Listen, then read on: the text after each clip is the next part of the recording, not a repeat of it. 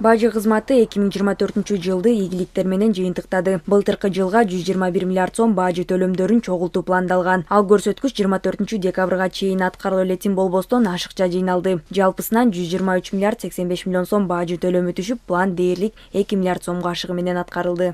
2023 жылга салыштырганда 11 миллиард 583 миллиард сомго көп чогултулду.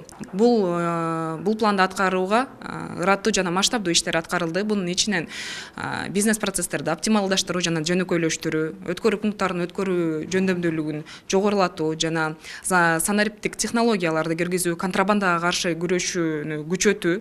Бул финансылык жакты максаттарга гана жетүү гана эмес, бул тышкы экономикалык ишмердүүлүктүн катышуучулары үчүн дагы жакшы шарт түзүп берүү болуп саналат.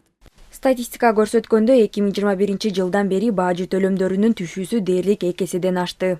2017 жылы 34,2 миллиард сом, 2018 жылы 41,7 миллиард сом, 2019 жылы 43,3 миллиард сом, 2020 жылы 28,9 миллиард сом, 2021 жылы 46,9 миллиард сом, 2022 жылы 74,3 миллиард сом, 2023 жылы 111,5 миллиард сом, 2024 жылы 117,4 миллиард сом.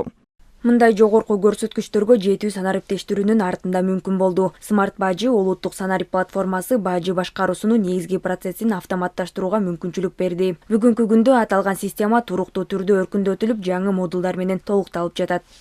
Бул система азыркы учурда Торгарт, Иркиштам, бул Кытай өлкөсү менен болгон чек арада, ошондой эле Кызыл Кыя жана Достук өткөрмө пункттарында бул Өзбекстан өлкөсү менен чек арада ишке ашырылып жатат. Бул системанын негизги багыты жана жетишкендиги бул деген ошол эле өткөрмө пункттарындагы транспорт каражаттарын, ошо менен чогуу товарларды тез жана оңой өткөзүүгө алып келет. Мындайча айтканда, канчалык бажы процесстери өткөрмө пунктунда оңой жана тез өткөзүлсө, ошончолук көбүрөөк товарды биз обработка кылсак болот да. Бажы процесстерин автоматташтыруунун аркасында адам факторунун таасири азайып, чек арада товарларды жана автотранспорттук каражаттарды өткөрүү убактысы кыскарууда. Мисалы, өткөрмө пункттар аркылуу өтүү убактысы 2018 жылы 5 саат 18 мүнөт болсо, 2024 жылы 58 мүнөткө чейин кыскарган. Бажы кызматыны фискалдаштыруунун арты менен аткезчиликке каршы күрөш да күч алды. Жалпысы менен 7168 укук бузуу фактылары аныкталган. Анын ичинен 6733 факт бул бажы эрежелерин бузуу жана ошондой эле профилактикалык иш-чаралардын жыйынтыктары деп эсептесе болот.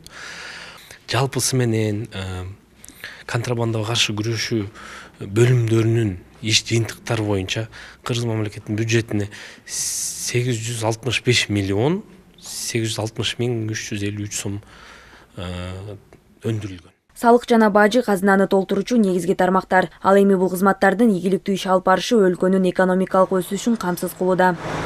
Айсана Бакытбекова, Жакшылык Исаков, ЛТР Бишкек.